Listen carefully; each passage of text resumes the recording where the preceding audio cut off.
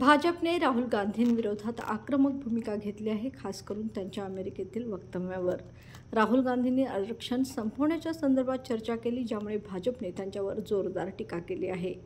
अमेरिकेत झालेल्या वक्तव्यावर भाजपची प्रतिक्रिया आली असून राहुल गांधींच्या आरक्षणविरोधी बोलण्यावर भाजपने जोरदार आक्षेप घेतला आहे.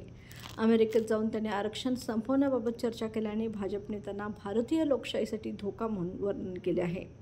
भाजपने आरोप केला आहे की राहुल गांधी आंतरराष्ट्रीय स्तरावर भारताबद्दल खोट्या बातम्या पसरवत आहेत. त्यांच्या मते यामुळे भारताची बदनामी होत आहे आणि आंतरराष्ट्रीय शक्तींशी हातमिळवणी करून संविधानाला धक्का पोहोचवण्याचा त्यांचा अजेंडा आहे. भाजपने विचारले आहे की राहुल गांधींना आरक्षण हटवण्याचा अधिकार कोणत्या आधारे आहे.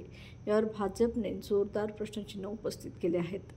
भाजपने राहुल गांधींविरोधात आंदोलन करण्याचा निर्णय घेतला आहे. त्यांनी कोल्हापुरात राहुल गांधींना काळे झेंडे दाखवून विरोध दर्शवला. भाजपच्या कार्यकर्त्यांनी आरक्षण वाचवा, राहुल गांधींना थांबवा अशा घोषणा दिल्या.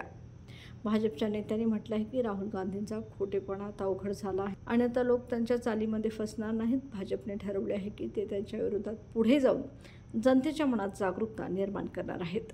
भाजपचा हा आक्रमक दृष्टिकोन राहुल गांधींवर आणखी दबाव निर्माण करू शकतो, ज्यामुळे पुढील राजकारणात नवे वळण येण्याची शक्यता आहे.